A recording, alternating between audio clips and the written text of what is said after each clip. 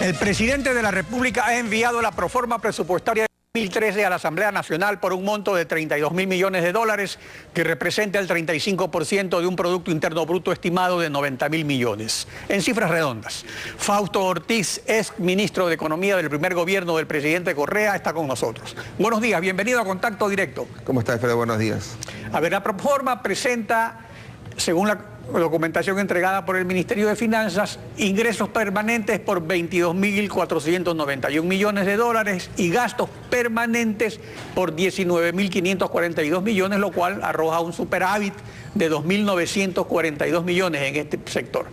Y por otra parte, ingresos no permanentes por 3.157 millones y gastos no permanentes por 11.156 millones, con un déficit de 7.998. Lo cual arroja un déficit global de 5.050 millones de dólares. Entonces, economista, este desglose es importante para comenzar, y su interpretación con esto de los gastos e ingresos permanentes y gastos e ingresos no permanentes. ¿Qué significa esto? Sí, primero que nada, el país tiene una sola, única regla fiscal, y es esta que está acá: que los ingresos permanentes sean superiores a los gastos permanentes. Es la única regla que tiene que cumplir el Ministerio de Finanzas. ¿Y esto qué quiere decir? Primero, el concepto de permanente es el ingreso que va a estar por siempre en el país, que uno lo asimila, por ejemplo, en la parte de ingresos con el tema tributario. Siempre va a haber empresas, siempre va a haber impuestos que pagan las empresas, por lo tanto ese ingreso va a ser permanente. Y el no permanente es aquello que se va a agotar en algún momento. Por ejemplo, el caso más claro para nosotros es el petróleo. El petróleo hoy día es un ingreso, pero no puede uno garantizar que va a estar en la economía ecuatoriana por todos los tiempos. Quizás el petróleo nos acompañe a un tiempo más de 20 años. Entonces, el ingreso permanente debe financiar y ser mayor al gasto permanente, como que, por ejemplo, los sueldos en la burocracia. Eso es un caso típico de gasto permanente, porque la burocracia también va a existir y va a acompañar a la República mientras exista. ¿Qué es un ingreso? Un gasto no permanente, por ejemplo, sería las carreteras, porque uno no puede garantizar que siempre va a ser carretera, porque si mañana se acaba el petróleo, entonces va a ser la carretera a un ritmo más pequeño, y el financiamiento no puede hacerlo eternamente al mismo ritmo que venía en el pasado. Por lo tanto, esos son los conceptos de permanente y no permanente. En ese campo, por ejemplo, yo tengo una gran duda sobre la relación en la proforma. Uno dice, los municipios y gobiernos autónomos descentralizados tienen que por constitución recibir, y por el COTAD, 21% de los ingresos permanentes, es decir, 21% de esos tributos, digámoslo de esa manera. Entonces, y eso el gobierno lo está contabilizando como un gasto no permanente.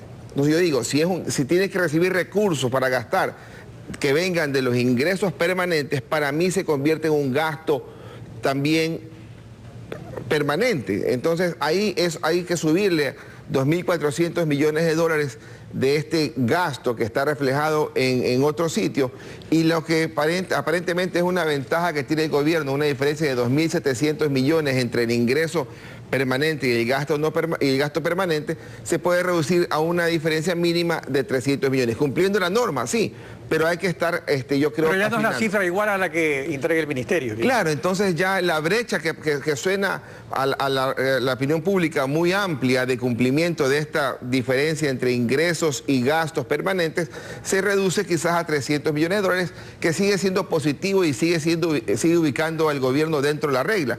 Pero eso nos debería dar señales de que estamos entrando a periodos en donde la sostenibilidad del gasto empieza a ser cuestionado. Y en cuanto a los ingresos no permanentes, como en el caso del petróleo, en ese caso, ¿cómo se contabiliza, por ejemplo, los subsidios a los combustibles? Es un rubro muy alto. ¿Es un gasto permanente, no permanente? O sea, ¿cómo se arroja ese saldo? Sí, el petróleo, por definición, es un tema no permanente. Entonces uno dice que el petróleo para el 2012, entre petróleo que entra en el presupuesto y el petróleo que se importa, que también se registra en el presupuesto, números redondos son 10.000 millones de dólares. Para el año 2013 la cifra total siguen siendo los mismos 10.000 millones. La diferencia es que ahora hay que destinar un poco más, quizás 1.000 millones de dólares adicionales a importar combustible, no porque el precio haya subido, sino porque la refinería Esmeralda se paralizó por mantenimiento, y entonces hay que destinar más recursos para importar combustibles, y lo que quiere decir también que le quedan menos recursos al fisco para financiar el gasto no permanente. Entonces el petróleo sigue en los mismos 10.000 millones como números redondos, pero ahora solamente le estaría aportando quizás, de acuerdo a la proforma, 3.150 millones de dólares. Deducidos luego de deducir los subsidios de combustibles. Pero ahí también hay que estar atentos. El petróleo el año pasado, el 2012, se presupuestó a $78, ahora se está presupuestando a $86, aunque se está transando en la calle arriba de 95. Por lo tanto, por ahí hay unos $10 que el petróleo debería, seguramente al final del año, darle 1.000 millones adicionales a la proforma, al presupuesto, y los 5.050 millones que el gobierno plantea como déficit por el lado petrolero, quizás se reduzcan por ahí unos 1.000 millones de dólares. Entonces, por eso es que se concluyen que se necesita un financiamiento de unos 3.182 millones que se lo haría a través de otro crédito con China. Entonces, por ese lado, ¿cómo se está perfilando el endeudamiento externo? Ya, en lo que va del año, a junio del año 2013, ya el gobierno ha identificado y conseguido y recibido más de 2.000 millones de dólares. Por lo tanto, en lo que resta del año, el gobierno necesitará quizás otros 1.500 millones de dólares adicionales que los empezará a identificar. Pero acá el punto importante, Alfredo, es que el presupuesto debería ser una herramienta que pase un mensaje nacional e internacional. Por ejemplo, Colombia tiene una ruta en el tema presupuestario, en el tema de déficit fiscal. Ellos hoy día están en el 2.2% de déficit y saben que al 2017 deben bajar al 1%. Esa es su regla, con una condición adicional. Cada año no puede ser superior en déficit al año previo. El caso ecuatoriano, si uno chequea el presupuesto plurianual que hizo el gobierno del año 2010 al 2013, uno ubicaba por ahí un déficit fiscal en esa línea, 5%, 3%, 1% y declinando. Pero ¿qué es lo que está ocurriendo con las cifras reales?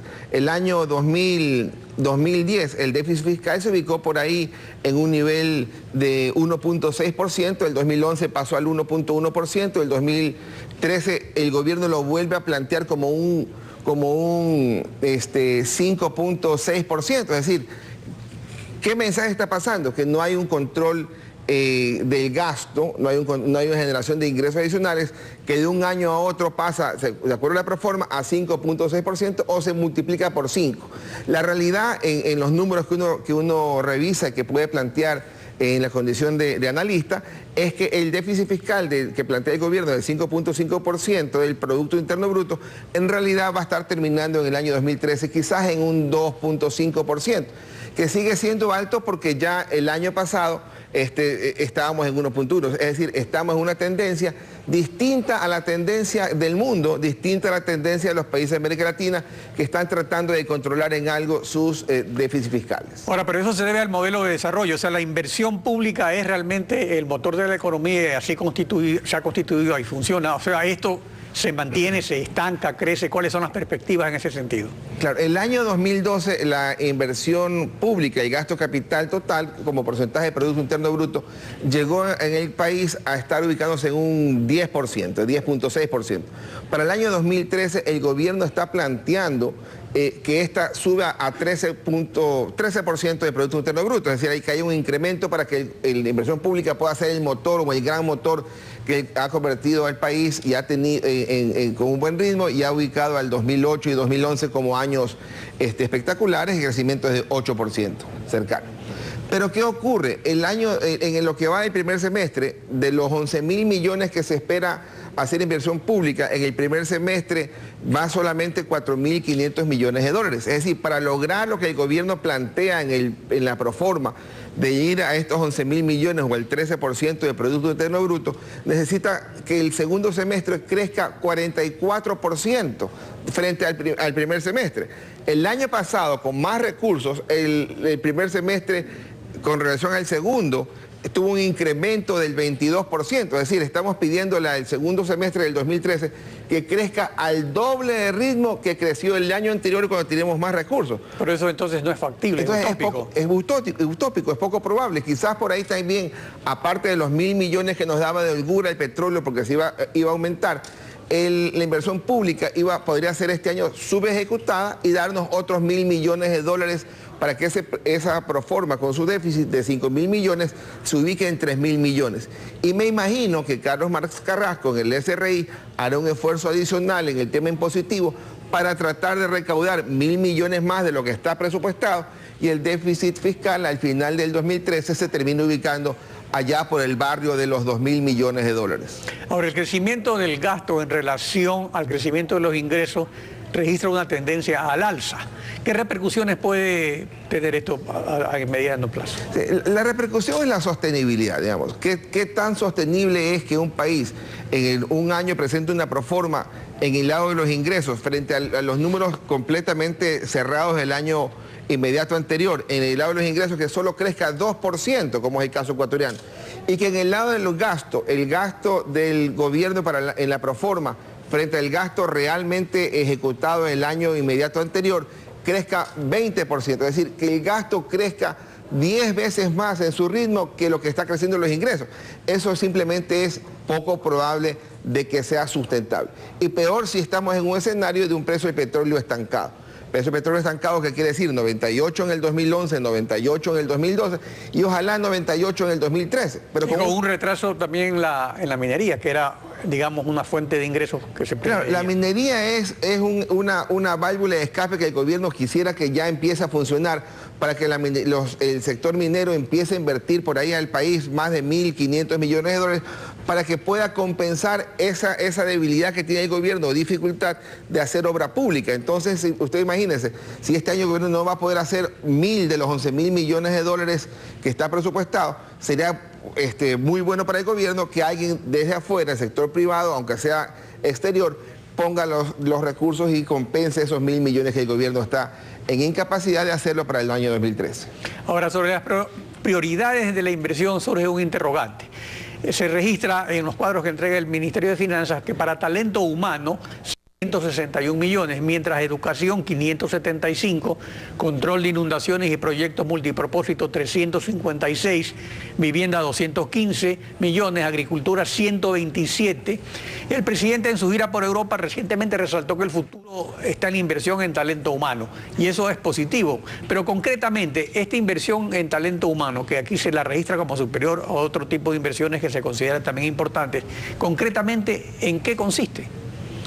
Bueno, eso es un tema que tendrá que un poco el Ministerio del Ramo ir aclarando. Me imagino que por ahí en los proyectos como el campo de investigación que está al norte del país, más los otros elementos que tengan que ver con becas, más los otros elementos que tengan que ver con... Pero es una suma tan grande, eso es lo que llama la atención, pues si para educación mismo, infraestructura educativa es menos.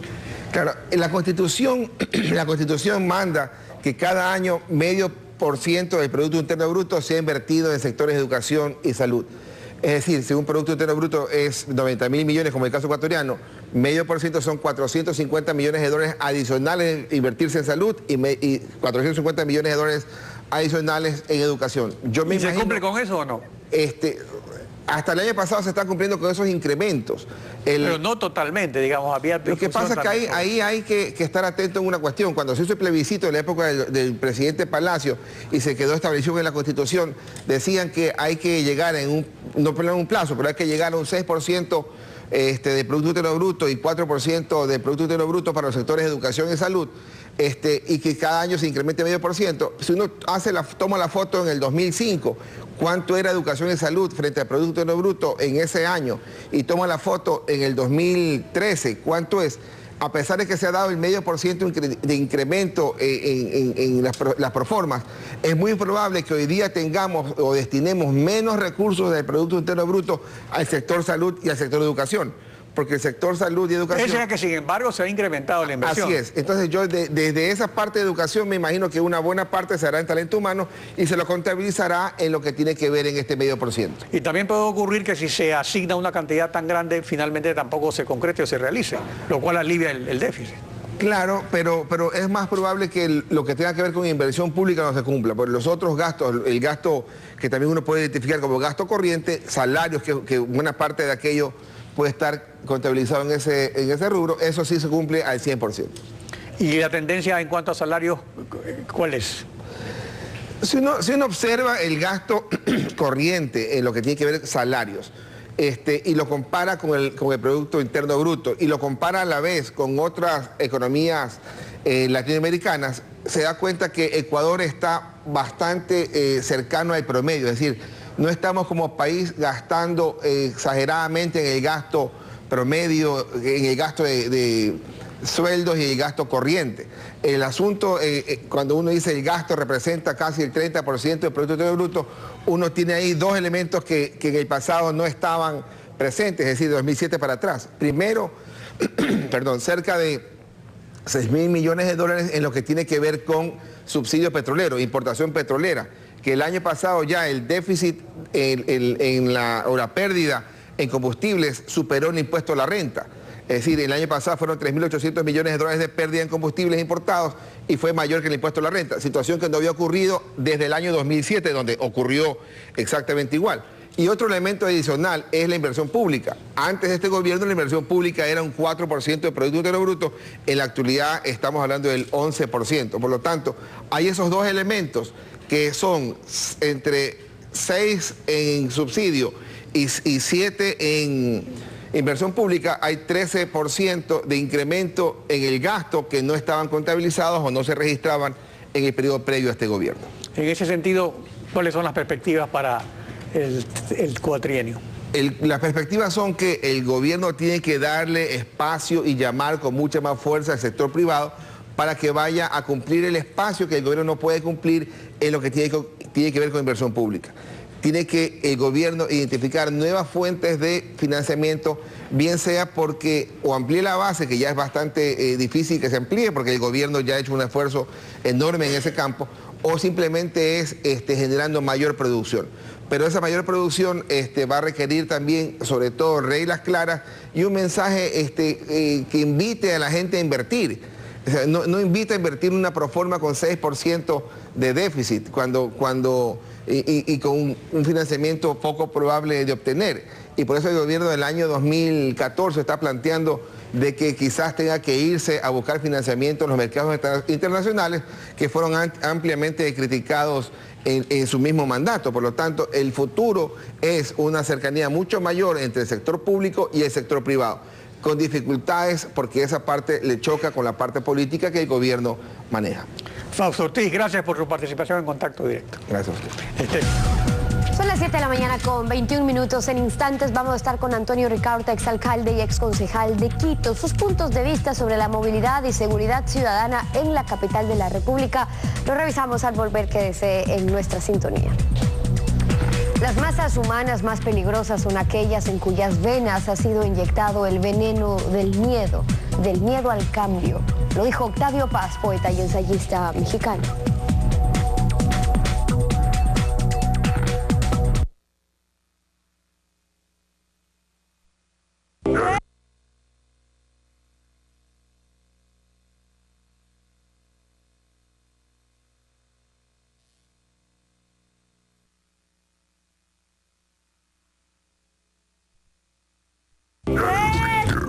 Aunque no